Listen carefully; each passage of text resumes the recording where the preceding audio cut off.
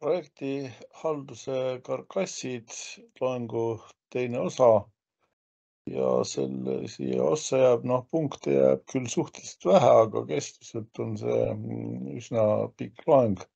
ISO 21500 seeria, standardid, karkass, siis agiilne projektihaldus ja projekti halduse sertifikaadid, et niisugune suhteliselt lühike nii-öelda punktide arvult, aga üsna pikk kestvuselt. ISO 21500 karkass framework. See karkass framework on tegelikult siis standardite pere, kus siis on standardid, mis haaravad tervet projektide, programmide ja portfellite halduse spektrit. Konkreetsemalt siis ISO 21502 projektihaldus, ISO 21503 programmide haldus, ISO 21504 portfellihaldus ja see on ka veel standard 21505, mis on siis projektide, programmide ja portfellide valitsemine ja on veel täiendavaid standardeid nagu sõnastik 21506 ja veel mitmesuguseid. Teatav list on siin antud ka siis sellel slaidil, aga need on veelgi enam. Nüüd tähtsat kohta omab siin infovoog. Ja selle infovoogu kohta võib öelda, et see on nüüd, vaatleme seda nüüd näitel 21500 standardite pere mõttes, aga põhimõtteliselt ka PMI või Prince2, eks ole, ei oleks selle tõlgenduse vastu. Asi hakkab siis peale kõik tippjuhtidest, senior leadership, kes töötavad välja strateegia, siis üldistes kontseptuaalsetes terminites tavaliselt. Need tõlgitakse siis juba konkreetsemateks initsiatiivideks, tõlgitakse siis portfellite tasemel, sealt edasi siis määratakse, missugused oleksid konkreetsemad väärtused, mida on vaja luua, kasu, mida on tarvis tuua ettevõttele ja väljundid. Ja need siis oleksid siis sisendid programmidele, projektidele, mis annavad juba konkreetseid väljundeid ja mille alusel pannakse siis käima operatsioonid. Ja nüüd on ka ahelad tagasisidet tagurpidi, siis operatsioonidest programmidele info, kuidas on siis operatsioonide sooritamine läinud ja projektidele, et kui neid on võimalik vajadusel siis modifitseerida, nendest omakorda siis nii-öelda tagasiside portfellide tasemele, sealt ka siis lõpuks siis tagasiside ka tippjuhtkonnale strateegiliste ülesannete nii-öelda kas modifitseerimiseks või täiendamiseks ja paneme tähele, et on ka otse tagasiside operatsioonidest strateegiasse, nii et see on ka oluline. Nüüd toote elukaar. Toote on hästi keskne siis kontseptsioon, eriti 21500 peres, aga nii-öelda see pildikene jällegi väga hästi sobib ka kõikidele teistele käsitlustele. Ja kui me vaatame toodet tema nii-öelda elukaare mõttes, siis on täiesti tüüpiline, et ühe tootega on seotud terve hulk projekte.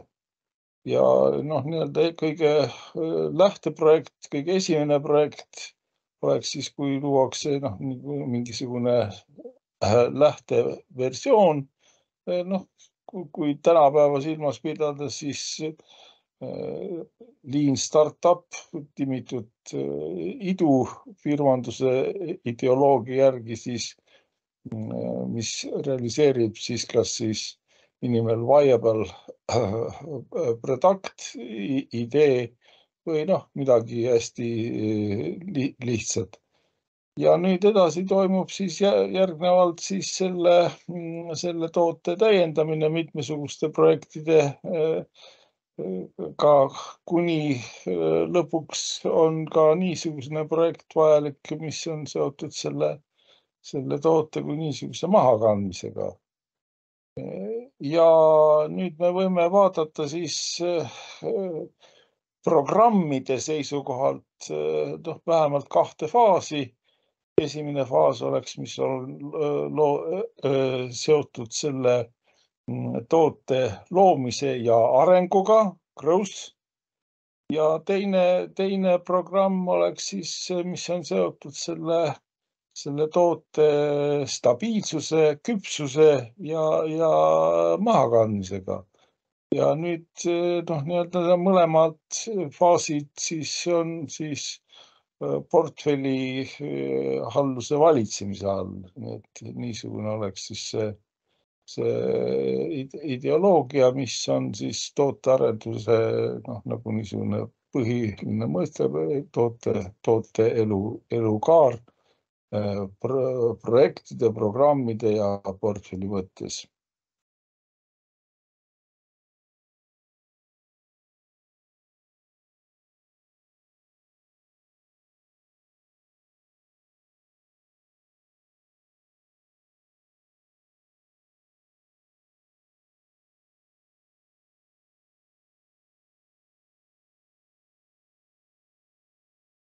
Riskihaldus portfellides, rõhuga just selles, et missugune on see kõige kõrgem tase, mis määrab meile strateegiat, aga nagu siit kõrvalt ka näha on, siis nagu vastav standard käsitleb nii portfellides riske programmides kui ka projektides. Ja üldistest kaalutlustest lähtudes on meil igasuguste asjade tegemisel ettevõttes on kaks niisugust õlga.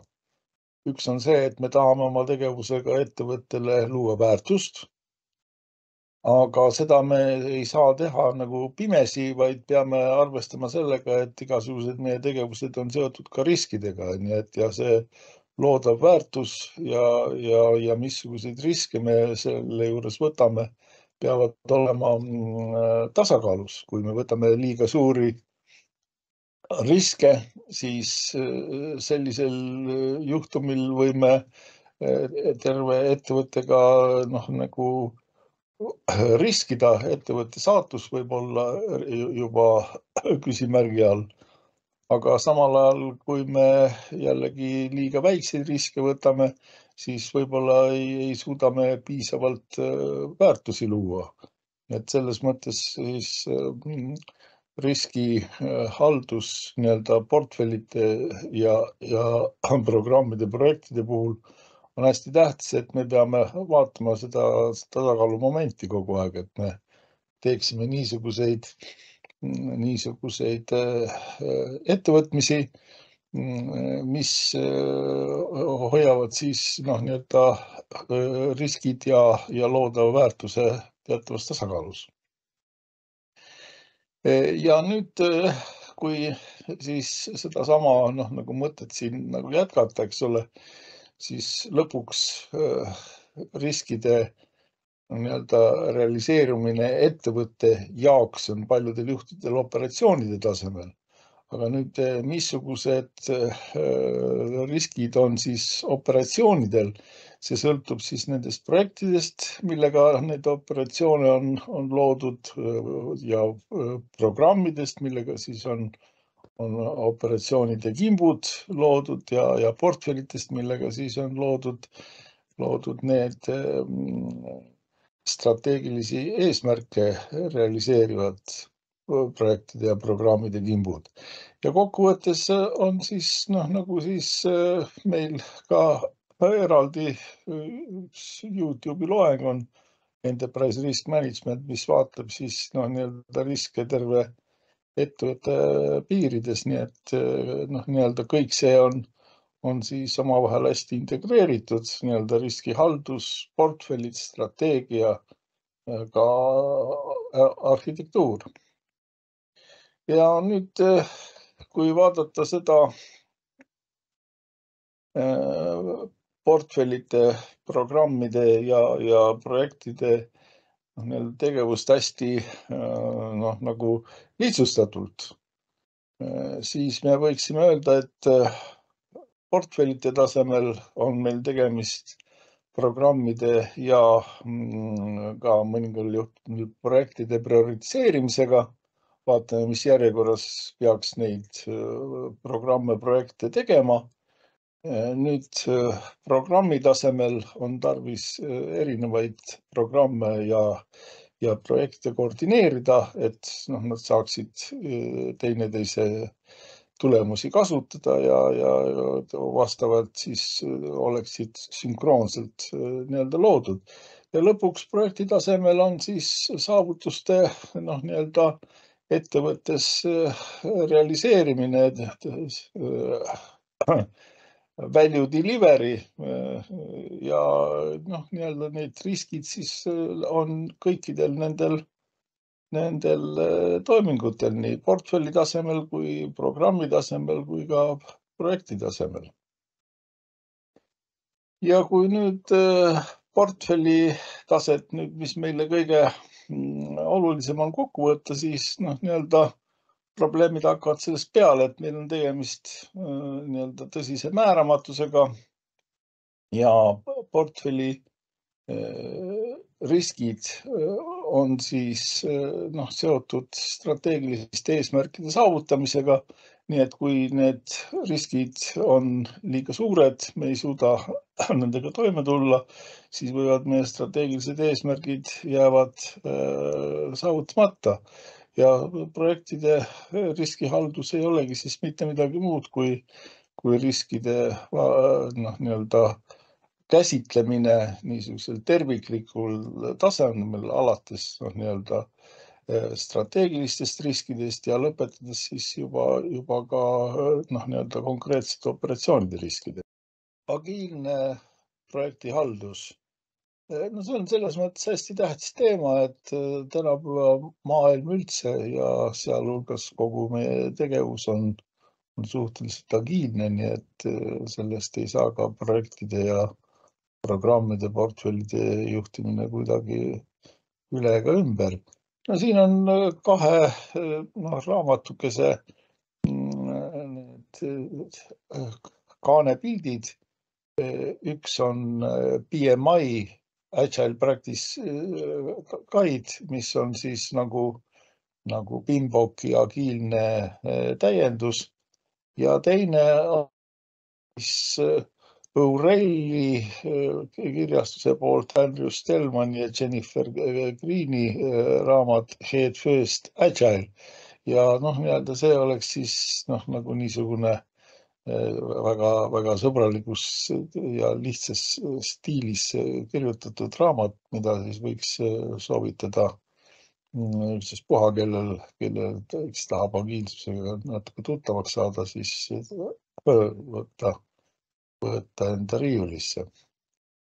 Nüüd agiilsust rääkides tuleb siis rääkida kõigepealt KOSE mudelist, selles mõttes, et KOSE mudel on see traditsiooniline või ka prognoosiv mudel, nagu neid erinevaid nimetusi kasutatakse, on see, mille vastu siis agiilsus võitleb ja nii-öelda pildikene, mis siin näitab, on see, et nii-öelda alates nõuete püstitamisest, disainist, kodeerimist, integreerimisest ja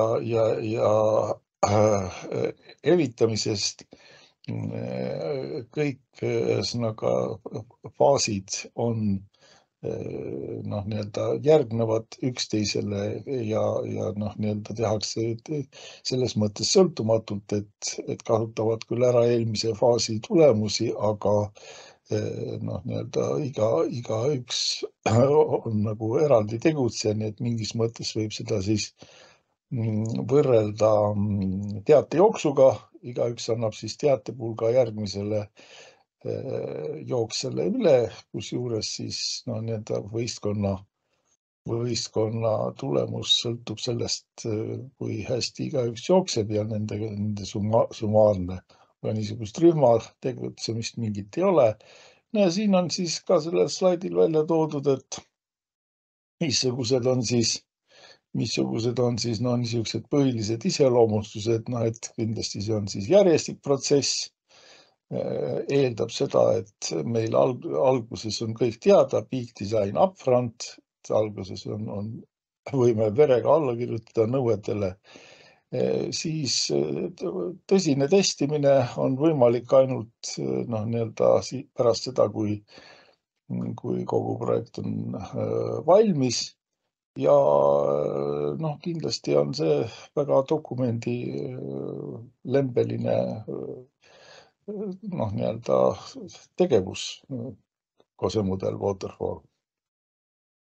Nüüd agiilsuse no, niisugune definitsioon, millest lähtutakse, on siis, siin on punasega välja toodud need 3 olulist momenti. Esiteks, eks ole, on vaja olla võimeline vastama maailmas toimuvatele kiiretele muutustele, respond to change. Teiseks on siis agiilsusel ka aktiivne pool, nii et me sunnime maailma ise muutma, nii et me sõnaga oleme võimelised tekitama muudatusi maailma. Ja 3. moment on see, et me ei saa selle paindlikkusega, agiilsusega minna liiga kaugele, vaid peame ikkagi püüdma tagada ka teatavat stabiilsust, nii et see tasakaalu moment on ka siin hästi oluline, et noh, mida tavaliselt nimetatakse tasakaal kaose ja korra vahel, et ei tohiks olla liiga palju korda, aga samal ajal ei tohiks ka olla liiga palju kaost, nii et üldiselt ideed tekivad nii-öelda kaose ja korra piiril, noh, nii-öelda see on tuntud fraas, et geniaalsusest hullumeelsuseni on ainult üks samm. Nüüd siin siis on seesama pilt ka, et alustame siis, et on meil agile mindset, siis on meil agile values, neid on tavaliselt siis agiil manifestiga määratud 4, siis on agiil printsiibid, mida reeglina tuuakse välja 12 ja agiil praktikad ja noh, võib siis öelda, et kui meie peakeses on noh, nii-öelda see mõttelaad on agiilne, siis oleme agiilsed ja kui me kasutame agiilseid praktikaid, siis me toimime agiilselt. Nüüd need 12 printsiipi on siin välja toodud, millest siis lähtutakse noh, nii-öelda customer satisfaction on siis esimene, eks ole, ja näete, nüüd on siis asi, mida siis nii-öelda welcome changing requirements, tervitame muudatusi. Kunagi on Mark Twain öelnud selle kohta, et ainus rühm inimesi, kes tervitab muudatusi, on märgades mähkmedes imik. Nüüd siis frequent delivery, me püüame hästi väikeste sammukestega liikuda eesmärgi poole ja tahame seda siis kogu aeg kontrollida oma kliendi, oma kasutajaga ja vajaduse korral siis teha siis ka pöördeid. Ja kindlasti nii-öelda äripool ja, ja arendus peavad töötama koos selles mõttes, et ei ole, tähendab, niisugust asja, et kõigepealt tehakse karm leping, kirjutatakse verega alla ja nüüd ühesõnaga siis aasta pärast saadakse uuesti kokku, vaadatakse, mis siis vahepeal toimunud on. Nii et kindlasti koostöö, pidev omavaheline suhtlus nii äripoole kui ka arendajate vahel. Ja rõhutada seda, et lõppkokkuvõttes ikkagi on Miku ja Manni väikesed käekesed need, kes loovad väärtusi. Ja selle tõttu on väga tähtis, et need Mikud ja Mannid oleksid motiveeritud ja ei mingid meetodid, ei lähenemised, ei kirjuta ühtegi koodirida näiteks, vaid Miku ja Manni käekesed. Ja siis need, kui traditsioonilised metoodikad tahavad palju dokumente kirjutada, nagu me siin sellest iseloomustusest juba nägime, siis agiil lähenemise entusiastid ütlevad, et kõige nii-öelda viljakam koostöövorm on kommunikatsioon näost näkku, face to face, et vahetu kommunikatsioon ja see muidugi paneb ka teatava piiri, eks ole, et kui palju neid projektis osalejaid saab olla, sest vahetu kommunikatsioon, kümmekond on siis enam-vähem see number, mis on vahetu kommunikatsiooniga võimalik siis olla edukas ja efektiivne. Ja töötav tarkvara, ühesõnaga mitte lepingud ega nende täitmised ja pügalate kontrollimine, vaid see, mida reaalselt antakse siis kliendile üle. Jätkusuutlik progress, nii-öelda me peame kogu aeg olema igal väikesel sammukesel, mida me siis kasutame faasil, tahame näha, et asjad on läinud paremaks. Ja olla siis nii-öelda pühendunud sellele, mis on tegelikult siis oluline, mis on antud hetkel kõige tähtsam. Nii et prioritiseerida igal faasil oma tegevusi. Ja üks niisugune põhimõte, printsiip keep it simple, see on nüüd supertähtis või ülitähtis, kuidas me seda ka ei tahaks siis nimetada, et on oluline, et meie spetsialistid, meie arhitektid, et meie programmide, projektide, portfellite haldurid suudaksid keerulisi asju teha kõikidele arusaadavaks ja lihtsaks. See on ühesõnaga hästi oluline ja võimalikult ühesõnaga püüda teha kõike, mis oleks piisavalt lihtsustatud. Self-organizing teams, siin tähendab seda, et agiilses tiimis ei ole niisugust kavandajat, kes ütleb, et Miku, sina tee seda ja Manni, sina tee toda, vaid olulisi otsuseid teeb tiim ise ja sellega siis ka seoses ka vastutab nende otsuste eest. Ja see ei ole nüüd see nõuka kollektiivne vastutus, mida nii-öelda nõukogude ajal räägiti ka palju kollektiivsest vastutusest, mida siis tõlgiti arusaadavasse keelde nii, et see on kollektiivne vastutus võrdub kollektiivse vastutamatusega, et kui kõik peavad vastutama, siis ei vastuta keegi. Tähendab, siin antud juhtumil on see põhimõte siis keeratud pea peale, et tiim tegelikult teebki koos olulisi otsuseid ja ka vastutab nende eest. Ja noh, nii-öelda time for reflection. No kõigepealt tähendab see seda, et iga väikse sammukese, mida me teeme, seda me ka analüüsime, kas me oleme teinud hästi, oleme teinud halvasti, mida võiks teha järgmisena. Nii et kuigi me ei tee algselt suuri plaane pikaks ajaks ja ei püüa neid täpselt järgida, siis see noh, nii-öelda agiilne lähenemine projektidele ei tähenda seda, et me mingisugust planeerimist ei tee. Vastupidi, me võib-olla planeerime rohkem, aga me planeerime väikeste jupikeste kaupa kogu aeg. Et noh, niisugused oleksid need 12 printsiipi. Ja noh, printsiibid ja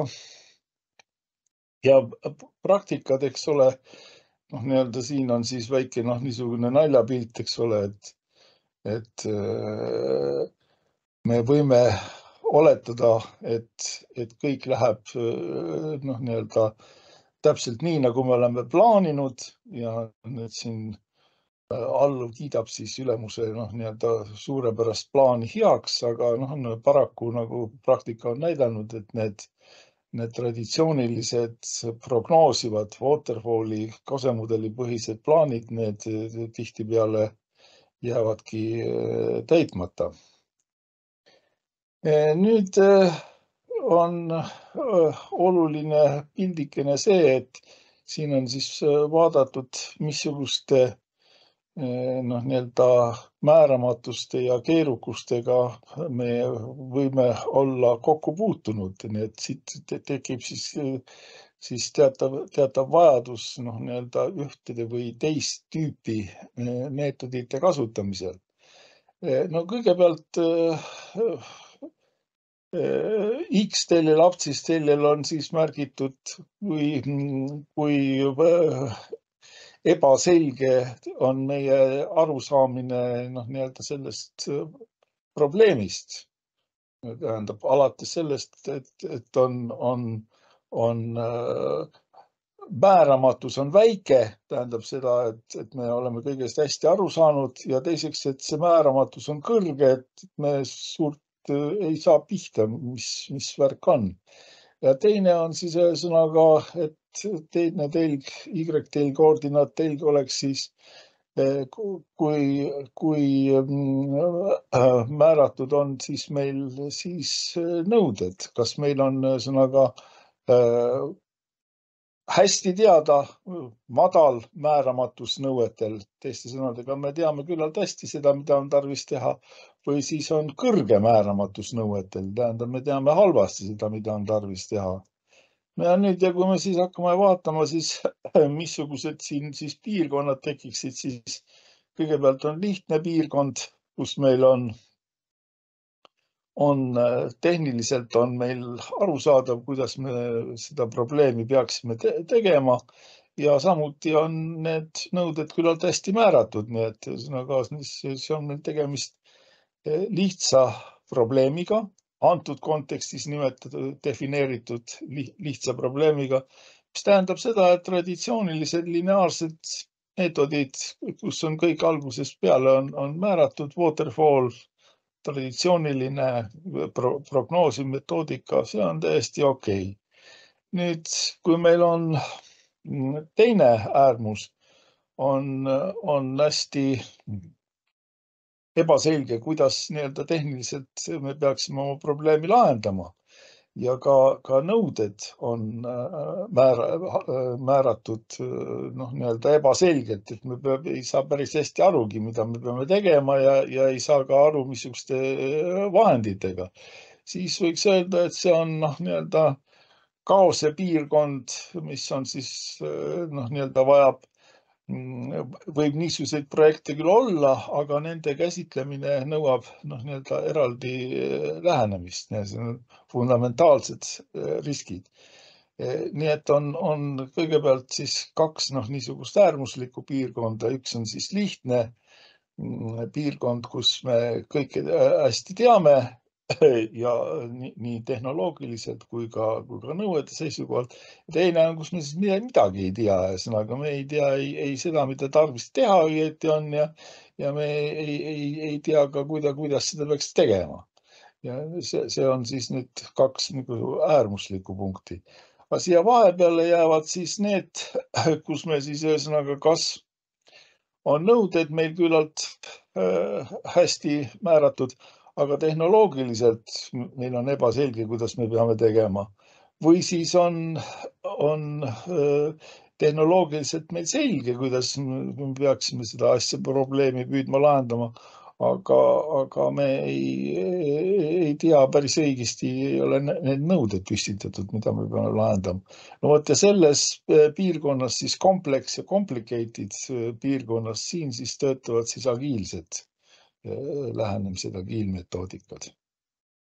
Et agiilprotsessi ja projektid oleksid siis selles piirkonnas. Ja nüüd, kui me siis vaatame siis niisugust arenduspinu, stack'i, traditsioonilist, see siin vaadatakse reaalselt reeglina siis 4 niisugust komponenti: kultuur, strateegia, taktika ja siis nii-öelda see realiseerimine, üleandmine, culture, strategy, tactics, delivery. Ja kui me seda siis Waterfalli nii-öelda prognoosivate eesmärkide järgi siis seame, siis meil on kultuur on top-down, command and control. Strateegia on siis iga-aastane staatiline planeerimine. Taktika on siis selle aastase strateegia elluviimine, kõigepealt kvartaliplaanid ja siis kuudeplaanid ja nii-öelda need tagasisideahelad on küllaltki pikad. Ja üldiselt siis seda siis nimetatakse siis see predictive või prognoosiv arendus, Waterfalli põhine arendus on siis see kõige alumine faas. Nüüd paljudel juhtudel siis ettevõtted selle alumise faasi on asendanud agiilsete metoodikate kasutamisega. Me siin ei ole täpsustanud, aga näiteks Scrum või Kanban on täiesti võimalikud. Ja selle kohta siis võib öelda nii, et siin tekib nagu teatav vastuolus, kuigi mingil määral ühesõnaga Prince2 see agiilne lähenemine seda värki nagu kergelt meenutab. Nii et üldiselt siis võiks öelda, et see traditsiooniline pluss ühesõnaga agiilne arendus, see oleks siis nagu niisugune teatav pärand meile siis kas möödunud aegadest või sajanditest või kuidas iganes. No ja tänapäevane lähenemine siis põhineb niisugusel metoodikal, mida nimetatakse Objectives and Key Results, OKR lühidalt. Ja see seisneb siis selles, et strateegiad suhteliselt pikaajalised luuakse nii nagu traditsioonilise ideoloogia järgi. Aga sellele nüüd edasi seatakse vastavusse siis küllaltki kiiresti tegevus eesmärgid ja nendele vastavad võtmetulemused. Ja see protsess nüüd, siin on küll noolekesed, on strateegiat OKR-i, aga noolekesed on ka vastupidised selles mõttes, et nende OKR-ide määratlemine tähendab, kuidas nüüd suurte ülemuste häid mõtteid realiseerida, seda nii-öelda täpsemat paikapanekut, sellega juba tegelevad nii-öelda struktuuriüksused, projektid, programmid. Nii et kui strateegiline tegevus, see on siis nagu ettevõtte tippjuhtkonna tasemel, siis nüüd nende OKR-ide määratlemine ja need jällegi mõjutavad omakorda võib-olla mõningaid strateegilisi momente. See käib juba siis üksuste ja projektide tasemel.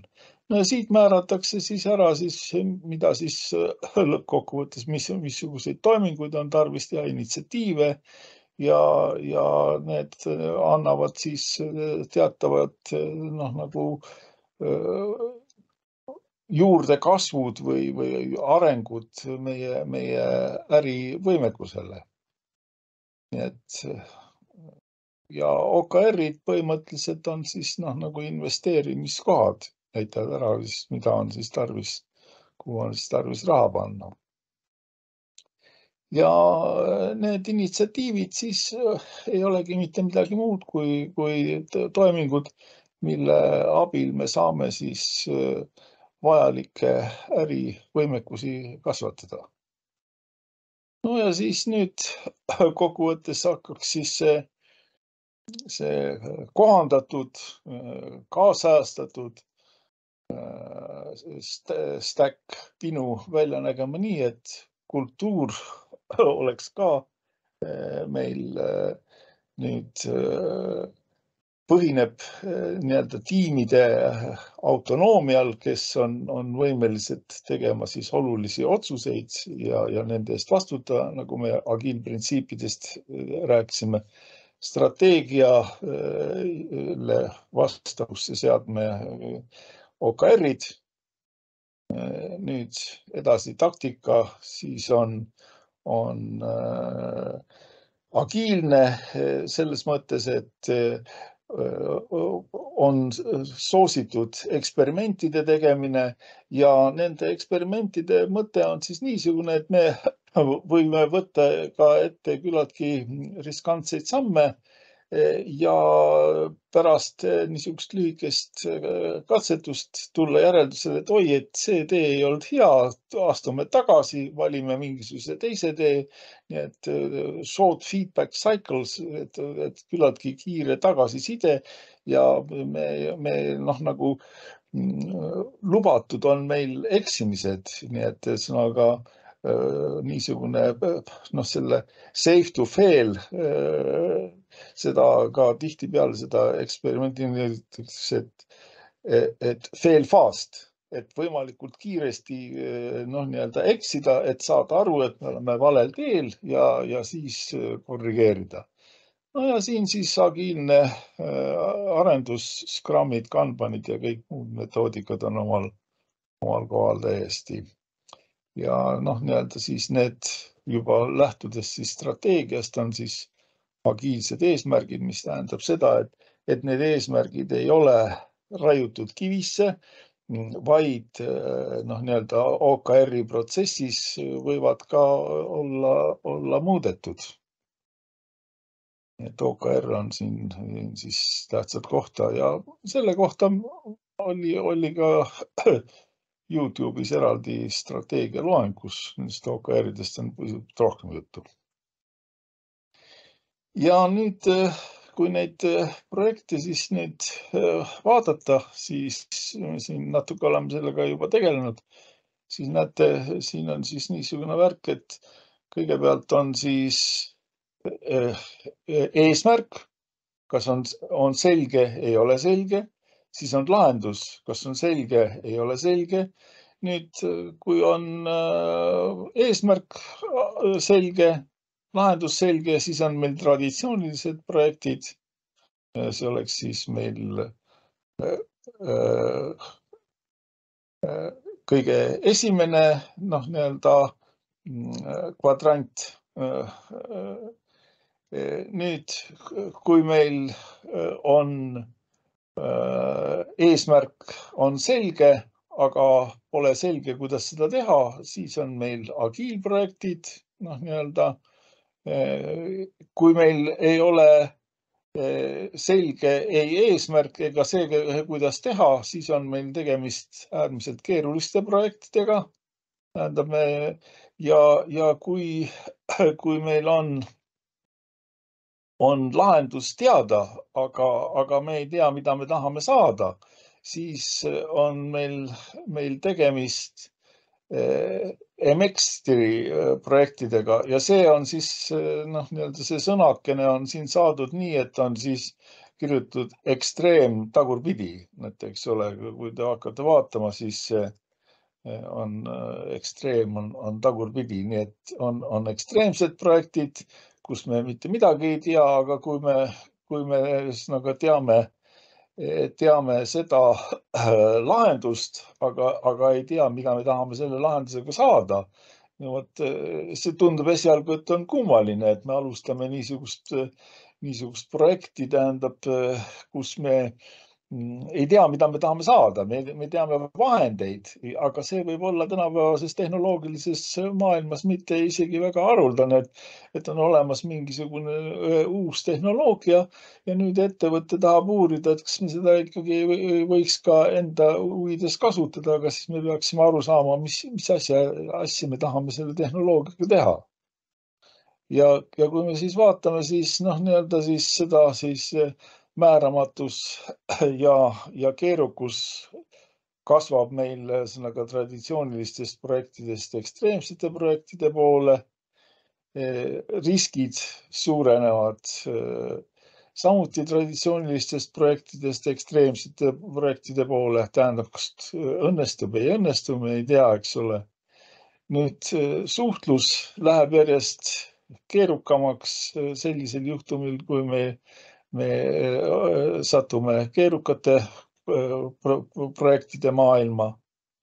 Ja samuti, mis on oluline, miks me üldse tahame niisuguste projektidega tegeleda, on see, et mida ebaselgem värk on, siis kui me seal õnnestume, siis see on nagu loterii peavõit, ühesõnaga siis on sellel ka kõige suurem väärtus. Kui me püüame teha traditsiooniliselt, teeme natukene midagi paremaks kogu aeg, siis me ei saa suuri hüppeid. Nii et kui tuletada meelde timmitud maailma, lean world, siis on paremaks saamisel on siis kaks niisugust põhilist teed. Üks on Kaizen, pisikesed, väikesed paremaks saamised kogu aeg. Ja teine on Kaikaku, kus on meil siis suur hüpe, mis võib olla väga riskantne. Nii et see IMIX-i on siis ekstreem tagurpidi kirjutatud. Ja nii-öelda siin siis me nagu rääkisime, eks ole, et me tahame leida, mis jaoks me võiksime ühesõnaga siis nagu teatavat lahendust, teatavat tehnoloogiat püüda kasutada. Ja nüüd nii-öelda traditsioonilisem need MX-i ja Extreme projektid ja programmid ja portfellid, need on mingis mõttes on harulased. Kui neid ettevõte ette võtab, siis nad tahavad saada sealt ka suurt võitu. Nii et traditsioonilised projektid ühelt poolt ja teiselt poolt agiilsed projektid on nagu tavalised, mille peale siis on nii-öelda põhilised metoodikad on loodud. Ja agiilne nii-öelda projekt tähendab seda, et me oleme võimelised agiilsetest printsiipidest kinni pidama, mis muude hulgas tähendas seda, et me väikeste sammukeste haaval liigume eesmärkide suunas ja iga niisuguse väikese sammukese tagant tahame saada tagasisidet, kas me oleme teinud hästi, halvasti ja kui niisugune asi ei ole võimalik, cannot deliver intermediate value, siis me vastavaid meetodeid kasutada ei saa. Ja nii-öelda üldiselt siis on ka tänapäeval väga palju niisuguseid lähenemisi, kus on üldiselt hübriidmetoodikatega tegemist, kus siis midagi tehakse siis traditsiooniliselt waterfalli järgi, midagi tehakse siis agiilselt ja siin see kombineerimise variante on üsna mitmeid. Nii et on predictive life cycles, see on siis kõige tavalisem, siis on agile ja hübriid, kus me siis kombineerime neid prognoosivaid ja agiilseid metoodikaid. No ja siin siis võiks öelda siis veel, et on väike tabelikene, mida ma väga pikalt ei hakka vaatama, aga kus on siis prognoosiv waterfall ja agiilne ja noh, nüüd võib vaadata, et nõuded on waterfalli puhul on verega alla kirjutatud, on täpselt määratletud. Siin meil on agiilse puhul on teatav ebamäärasus. Nüüd, mida me siis teeme, tähendab, ühesõnaga püüame teha kõike ainult üks kord terve projekti juures, aga nüüd agiilsel lähenemisel me oleme nõus eksima ja korrigeerima ja parandama ennast ja nõnda edasi. Nüüd üleandmine, kuidas miski asi peab valmis saama. Noh, Big Bang, suur pauk, lõpus saab kõik ilusti valmis ja anname üle. Aga nüüd jällegi agiilsel lähenemisel on meil siis väikesed sammukesed ja nii-öelda klient saab oma nii-öelda toote, teenuse nii-öelda jupphaaval. Ja nüüd, missugune on siis põhiline eesmärk? Põhiline eesmärk prognoosival waterfalli põhisel on, eks ole, hallata hinda ja nüüd agiilsel lähenemisel on siis väärtus, mida me siis kliendile loome. No ja siis see iteratiivne, inkrementaalne, need jäävad siia siis nagu vahepeale, need praegu täpsemalt ei hakka vaatama. Aga siis see, millest me antud siis nagu loengu osas põhiliselt silmas peame, on siis agiilne lähenemine, kus nõuded on dünaamilised, kus me siis ühesõnaga oleme valmis ka eksima, aga korrigeerima. Tahame anda kliendile kogu aeg väikest jupikest ühesõnaga sellest lõpptoodangust, lõppväärtusest ja noh, nii-öelda eesmärk on, et teha klient võimalikult õnnelikuks. Agiilne portfellihaldus. No siin juba meil tiitel, selle osa tiitel slaidil on kaks niisugust infokimpu, project management, projektihaldus ja architecture, arhitektuur. Nii et agiilne portfellihaldus kindlasti tahab ka siis arhitektuuri. Et on siis teatav niisugune integratsioon, sünergia. No kõigepealt siis meil on võimalik vaadata nagu kahte niisugust telge. Üks on siis, kuidas me mingist asja teeme ja teine on siis, mis see on, mida me teeme. Ja nüüd nii-öelda me võime siis selle järgi jagada näiteks neljaks, et meil on kõigepealt on siis niisugune ruudukene, kus me teeme valesid asju ja teeme neid ka valesti. No üldiselt see tundub, et on üks suur eksitus ja seda peaks püüdma võimalikult vältida. No järgmine ruudukene oleks, et me teeme valesid asju, aga teeme neid õigesti. No vaadake, siin nüüd on jällegi, et tuleks ettevõtte pealikud maha lasta, vallandada. Selles mõttes, et meie nii-öelda ettevõtte töötajad, projektimeeskond on võimeline väga head tööd tegema kõiki asju õigesti, ainult et nad teevad mingit jama, eks ole. Selle tõttu tulemused on nutused ja kui me räägiksime nüüd IT-inimestest, siis sellisel juhtumil nad läheksid väga kurjaks ja läheksid sellest ettevõttest minema, sest nad üldiselt peale palga teenimise on huvitatud ka veel sellest, et ikkagi oma tööst rõõmu tunda.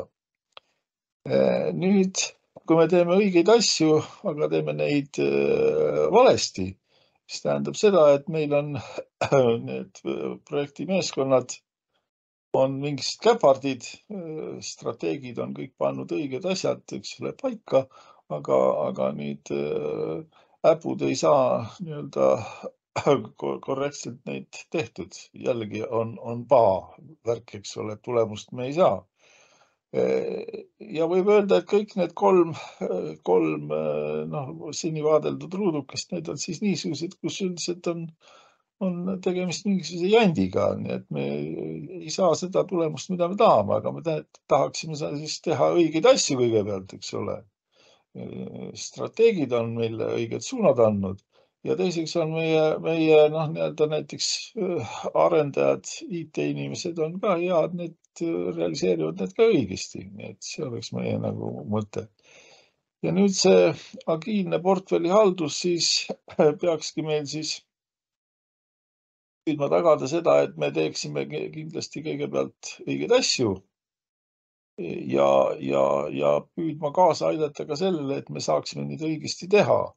Ja siin on siis igasuguseid tarku metoodikaid. Kõigepealt on siis Edwards Demmingi PDCA cycle, plan, do, check, act tsükkel, mis on kõikide asjade parandamiseks, et kõigepealt teeme plaani, siis teeme, siis vaatame, kuidas läks ja kui tarvis, siis korrigeerime seda veel viimast, veel acti, veel paljudel juhtudel kirjutatakse adjust, tähendab kohandada. Nüüd siis on veel tähtsad metoodikad on minimum viable product, tähendab, see oleks siis nüüd seotud ühesõnaga kõige lihtsama toote valmistamisega, mis nagu on veel turustatav.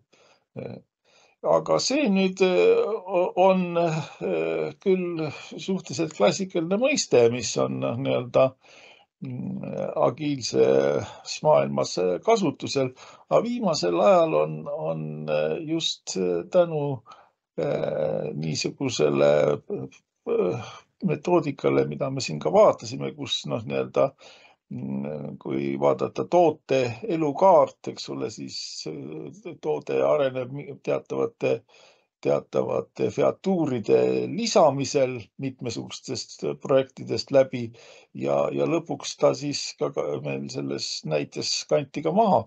Nii et see minimum business increments, mida meil siis ühesõnaga üksikud projektid võivad lisada, võib olla olulisem kui see, et me vaataksime nii-öelda seda terviklikku varianti minimum viable product'id.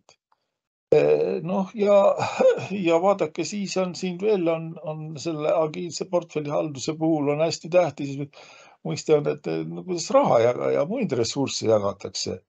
Traditsiooniliselt jagatakse siis neid kas mingitele üksustele või siis ka projektidele, aga nii-öelda uuem suund on see, et jagada neid vastavalt nendele eksperimentidele, mida siis läbi viiakse. Ja siin on sulgudes märgitud ka, et seda Scale Agile Framework, millest ka on olemas YouTube'i loeng on käsitletud. Ja siis Lean Startup, Build, Measure, Learn tsükkel, nii et ja printsiip ühesõnaga.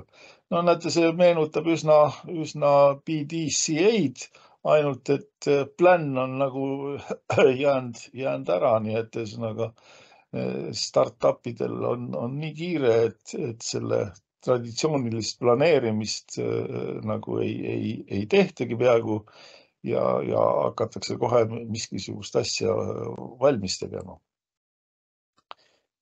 Ja näete, siia siis värvisin veel punaseks, et agiilne portfelli haldus on väga tugevalt seotud arhitektuurse lahendusega, capability model analysis, nii et see on siis see, mida tuleb siis silmas pidada, et nii-öelda niisugused distsipliinid, arhitektuur, strateegia, portfellihaldus, need ei eksisteeri mitte nagu silotornidena eraldi, vaid nad on vaja, et nad oleksid koos. No ja näete, siin on siis üks autoga sõitmine ja kuhu sõita, siis vana siis vaatab siis GPS-i pealt. Ja näete siis business architecture, äriarhitektuur olekski siis navigatsiooniseade, mis näitab siis, kuidas ühesõnaga ettevõte peab tegelikult siis oma suunda võtma. Ja projektihaldus jällegi siis oleks nii-öelda see autoga võrdluses siis juhtimistegevus. No meil on äriarhitektuurist ka eraldi loeng ja siis seal siis vaatame neid võimekuse mudeleid natukene konkreetsemalt. Siin on siis ACI esitus Archimati mudelile, kus juures siis need võimekused, mida siis ettevõtte omab, on siis jaotatud teatud rühmadesse. Üks võimalik jaotus on strateegilised võimekused, taktikalised võimekused, operatiivsed võimekused ja tugivõimekused. Ja need võimekused võivad siis olla siis nii-öelda mitmetasandilised. Siin on näidatud nagu 2 tasandit, aga võivad olla vaadeldud isegi kuni 5 tasandilised. Suuremaid tasandi arvusid siis vaevalt. Üldiselt siis need võimekused näitavad ära seda, milleks siis ettevõte on võimeline, vastavalt siis kõikides nendes tasandites, strateegiline, taktikaline, operatiivne, ühesõnaga tegelikult üsna hea ja väärtuslik ettevõtte niisugune iseloomustus, ettevõtte analüüsi instrument. No ja nüüd siis, kuidas protsess võiks siis läbi arhitektuuri või ka arhitektuuri kasutades siis välja näha, kuidas me strateegiast projektideni jõuame. Kõigepealt on meil siis strateegia, millele on siis tähtsaks nii-öelda sisendiks on ka siis strateegilised teemad, sambad, millel ettevõtte strateegia seisneb. Ja teiseks nii-öelda siis seesama võimekuste kaart. Nüüd seda võimekuste kaarti siis vastavalt sellele, missugune on meie strateegia, me siis värvime. Värvid tähendavad siis seda, et kui on punased, siis on mingisugused võimekused on meil kas puudu või on maru kehvad. Kui on rohelised, siis need võimekused antud strateegia saavutamiseks on küllalt head, piisavad. Ja kui on kollased, siis tähendab seda, et nii ja naa, eks ole, et natuke tuleks ikkagi kohendada. Nii et selles mõttes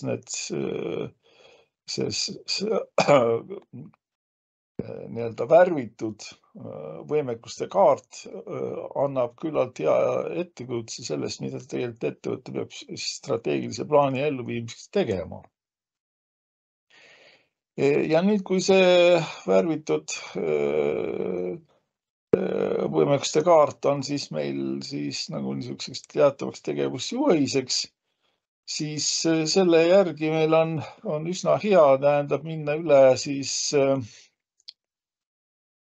edasi MBI-de, minimal business increment ja MVP-de minimum viable product'i peale üle. See esimene pool, seda me juba vaatasime, tähendab ühesõnaga, kuidas me ja nüüd ühesõnaga järgneb siin siis see teine pool, kus me siis määrame siis vastavalt nende äri inkrementide järgi väärame ära MBI-d ja MVP-d.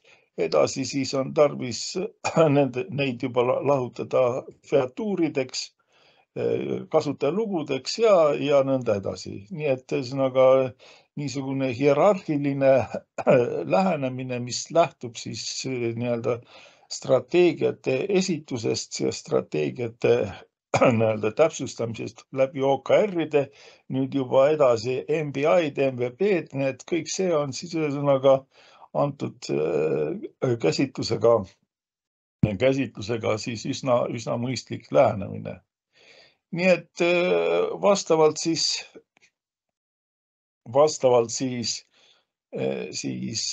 meie nii-öelda strateegiale me siis määrame siis need väärtusvood, millega on siis vaja meil valmistada MBI-sid ja MVP-sid, et see oleks siis nii-öelda väärtusvood vastavate nii-öelda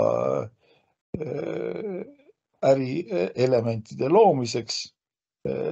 Ja nüüd edasi siis on siis juba konkreetselt meil ülesanded formuleeritud nii, et saame rakendada portfellihaldust ja siin me siis peame silmas paljudel juhtudel või enamasti võimekusepõhist planeerimist, mis on TOGAF-i metoodika. Ja lõpuks on siis projektid, niisugune lähenemine. No ja need projektid siis ühesõnaga on siis valitud vastavalt siis nii-öelda projektide valiku kriteeriumitele. No ja projektide prioritiseerimisel siis millest siis lähtub projektihaldus, eks ole, on need projektid, mis siis meie analüüs, mis põhines võimekuste kaartidel, analüüsi järgi tuleksid nii-öelda esimeses järjekorras teha, siis on niisugused ülesanded, toimingud, initsiatiivid, mis on nagu varukas, kui meil ressursid vastavalt vabanevad, siis alustame nende tegemist ja siis on ka mingisugused niisugused, mida siis ei ole vähemalt esialgu kavas teha, võib-olla võime nende juurde tagasi pöörduda. Nii et niisugune oleks siis see projektide initsiatiivide prioritiseerimise nagu tulemus. Ja see lean portfolio management, agiilne lähenemine portfellihaldusele oleks siis üldiselt siis 5 sammuga kirjeldatav. Lähtume visioonist,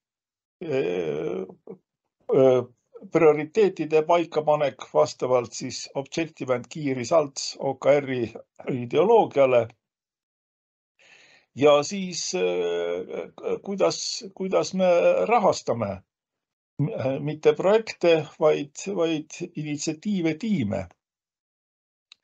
Ja kindlasti tahame olla veendunud selles, et me tulemusi teatavaid saame. See on meie põhiprintsiip, et me kiiresti tahame saada tagasisidet, kas läks hästi või mitte ja analüüsida, missugused on meie edusammud või kus on meil hädasid. Nii et niisugused loomulikud lihtsad 5 sammukest. Järgmine osa projektihalduse sertifikaadid. Suhteliselt lühike osa, aga on oluline selles mõttes, et juhtida tähelepanu, et projektihaldus ei ole väga lihtne ja siin on tähendab küllaltki palju vaja teada, osata ja ka praktikat. No siin on mul võetud mingi list, kus on siis enam levinud sertifikaadid 2023. aasta seisuga ja sealjuures siis need, mis on sinisega, on siis kõigepealt siis PMI sertifikaat, Project Management Professional ja Prince2 Foundation sertifikaat ja ka Prince2 Practitioner sertifikaat. Need on 2 erinevat sertifikaati, aga on mõlemad hästi populaarsed. Punasega on siin suhteliselt nagu järjekorra lõpus on siis Program Manager Professional ja portfolio management professional, mis ei tähenda sugugi seda, et need oleksid nagu väheväärtuslikud, vastupidi tegelikult, aga need siis on raskem saada. Tähendab, nii et ühesõnaga siin on see, et mida paremaks läheb toode, seda nii-öelda vähem on tema kasutajaid, nii et see on nagu paratamatu. No vahepeal jäävad siia veel ka mitmesugused agiilsertifikaadid, näiteks Agile Certified Practitioner ja nõnda edasi. Aga nii-öelda PMI ja Prince2 sertifikaadid on võib-olla kõige olulisemad, aga sealjuures muidugi, kui te olete näiteks ehitaja või masinaehitaja, siis jällegi vastava valdkonna projektijuhtimise sertifikaadid võivad olla tähtsamad. Nüüd, kuidas neid saada? Nii-öelda tavaliselt on seal veel nõuded on ka töökogemuse ja nagu suhtes, aga siis on nii-öelda tähtsal kohal on eksamid ja näiteks see PMP, millest meil siin juttu oli, see eksam on 200 küsimust, 240 minutit ja 68,5% on vaja saada õigeid vastuseid selleks, et läbi saada.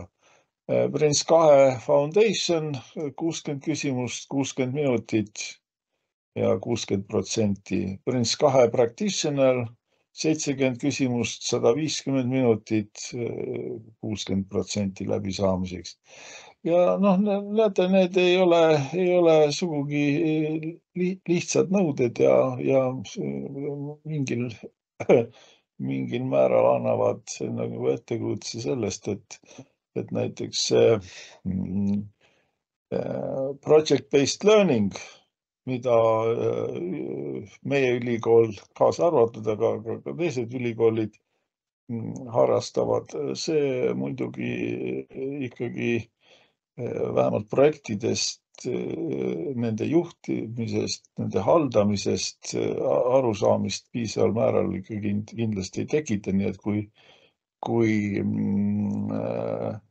nii-öelda project-based learningu ka mitu kursust läbinud tudengil tekib arvamus, et ta midagi projekti juhtimisest teab, projekti haldusest teab, siis see nüüd tõele ei vasta. Kokkuvõttes nii-öelda asi halb muidugi, küllaltki komplitseeritud valdkond. Ei ole midagi teha, seda sertifitseerimise värgid näitasid ka. Aga üldiselt võtke rahulikult ja katsuge aru saada, siis on vähem vaja meelde jätta. Mul tuleb minu noorusajast meelde, kui korvpallimeeskonnaga käisime võistlusreisil, siis üks poiss oli keemiateaduskonnast ja mul on tema fraas, mida ta bussis ütles, jäänud siiamaale meelde. Jälle ei saa mitte midagi aru, luges oma loengu konspekti, peab 2 lehekülge pähe õppima. Vaadake, ma loodan, et midagi taolist teil teha ei ole vaja, et teil ikkagi on arusaamine ja siis seda pähe õppimist on suhteliselt vähem või kergem teha.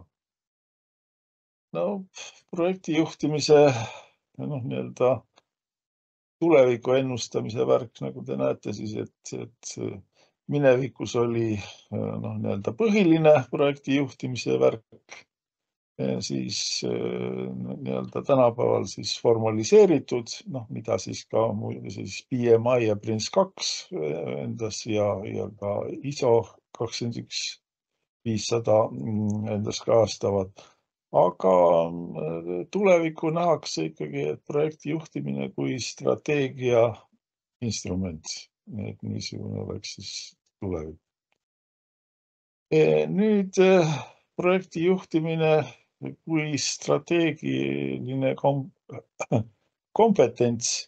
Näete, siin hakkab, peale, mitmesugustest nii-öelda ebaküpsetest oskustest kuni jõuame jätkusuutliku nii-öelda konkurentsi eeliseni. Projektide juhtimine annab meile jätkusuutliku konkurentsieelise ettevõttele, aga siis ikkagi nii-öelda tahame välja jõuda strateegilise kompetentsini, mis siis oleks siis nagu see küpsuse kõige kõrgem aste. Nüüd jällegi, mida siis õieti vaja on, siis on see niisugune tuntud kolmik: strateegia, äriarhitektuur, portfellihaldus, mida me oleme ka ühtepidi ja teistpidi käsitlenud. Strateegia on see eesmärk, mida me tahame saavutada. Äriarhitektuur annab meile vahendid selle nii-öelda lahti mõtestamiseks, analüüsimiseks, mida meil ikkagi vaja teha on. Ja portfellihaldus on siis instrument, mis realiseerib selle, mida me äriarhitektuuris aru saime. Ja kindlasti kõike seda siis nii-öelda ümbritseb, on sellega integreeritud, sisaldab riskihaldus selles mõttes, et riskide ja siis saadud tulemuste tasakaalustamine on siin siis hästi oluline igas faasis, igal sammul. Nüüd tänapäeval ei saa mingist asjast rääkimist pidada lõplikuks, kui me ei ole rääkinud, mis võiks olla siis ka tehisintellekti roll antud valdkonnas. Ja siis mul on siin üks slaidikene Generative AI in Project Management, Generative Artificial Intelligence, Gen AI. Ja siin nii-öelda sellest on juba paks raamatud jõutud kirjutada, aga ma piirdun sellega, et kõigepealt on võimalik automatiseerida suhteliselt niisuguseid asju, mis on lihtsad põhimõtteliselt ja ka on teatavad elemendid projekti haldusest. Nüüd teine asi on siis, et olla nagu niisugune kaastööline assistent, kes siis on võimeline visandama mingisuguseid esimesi lähenemisi. Ja üldiselt ma soovitaks silmas pidada seda, et kindlasti AI on vahend, mis teeb targad targemaks ja lollid lollimaks. Tähendab selles mõttes, et kui te tuimalt nagu annate ennast AI rüppe, siis võib see lõppeda teatavate lolluste tekitamisega. Nii et üldiselt need tehismõistuse vahendid võimendavad mõlemale poole, lolle lollimaks, tarku targemaks. Ja ma loodan, et kõik need antud loengu kuulajad võimendab õigele poole. Nii et ikkagi see, et projekti ja portfelli ja programmi haldus võiks olla nii-öelda täielikult automatiseeritud, see ei ole üldiselt reaalne mõte. Ja teataval määral on siin siis võimalik seda nagu vaadata ka sellega järgi, et on niisugune pilt. Absisteljel, X-teljel on siis, kes seda tööd teeb, kas inimene või masin, eks ole, kas on täisautomaatika või siis on ainult nii-öelda inimese võimete nagu suurendamine, augmenting. Ja teine on siis, eks ole, et kui keeruliste värkidega on siis meil tegemist, kes on madala keerukusega või kõrge keerukusega. Ja siin on välja toodud nagu 3 perioodi, kus on siis näidatud, eks ole, et see automatiseerimise piirkond on suhteliselt lihtsad asjad. siis kus on siis nii-öelda kaastöö või koostöö on juba keerukamad, aga siis need valdkonnad, kus siis on kõrget kvalifikatsiooni tarvis, nagu project business case creation, project decision making. Tähendab, need valdkonnad üldiselt on põhiliselt siis jäetud inimesele, nii et niisugune arusaamine. Nüüd veel antud teemaga on seotud meie teaduskonna ja õppekava uus mikrokraad, äriarhitektuur, 3 ainet, äriarhitektuur, äriprotsesside haldamine, andmebaasid ja äriarhitektuur on sealjuures siis uus aine, mis ongi mõeldud mitte infosüsteemide analüüsi ja kavandamise õppekava magistrantidele, need on siis nagu me tahaksime leida läbi selle mikrokraadi endale siis arhitektide töö toetajaid mitmesugustest valdkondadest, näiteks ehitus, masinaehitus, keemia, mis iganes ja kindlasti ka programmeerijaid, tarkvaraarendajaid ja ka ärijuhte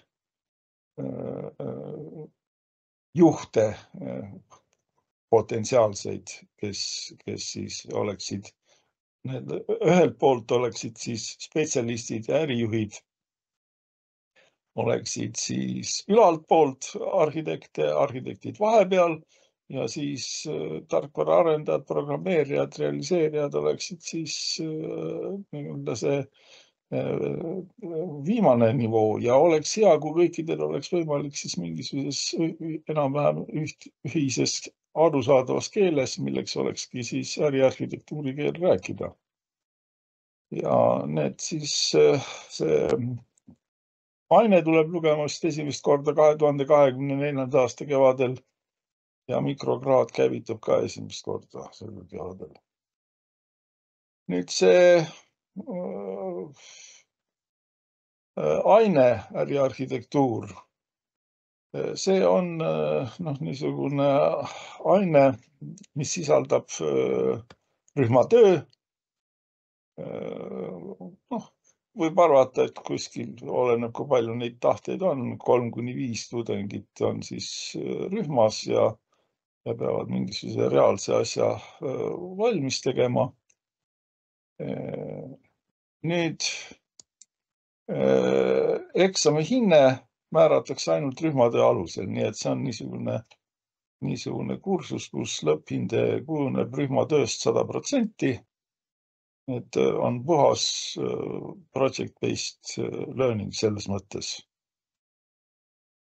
Ja mida siis peavad tegema, siis on, eks ole, traditsioonilised arhitektuur või strateegia instrumendid, missioon, visioon, SWOT, tasakaalustatud tulemuskaart ja siia lisanduvad siis äriarhitektuuri instrumendid, võimekuste kaart, võimekuste analüüs ja võimekuste põhine planeerimine. Nii et siis see võimekuste põhine planeerimine ettevõttele olekski siis antud kursuse finaal ja niimoodi me toetame siis eriala inimeste kaudu seda arhitektide tööd, mida me siis üldiselt teeme. Nii et capability-based planning on siis selle asja nagu siis nael või finiš. Ja noh, lõpetuseks siis võiks öelda, et strateegia tähtsus on juba Yogi Berra, kes oli pesapalli suur mängija ja treener, eks ole, et ei tea, kuhu te lähete, siis võib arvata, et ei jõua sinna, kuhu te tahate minna. Nii et kui te tahaksite sattuda Pärnusse, aga hakkate Narva poole minema, siis võib ju arvata, et mida kiiremini te lähete, seda kaugemale te satute. Ja üldiselt me tahaksime siis saavutada seda, et me teeksime õiget asja ja teeksime seda ka siis õigesti. Ja see olekski kõik.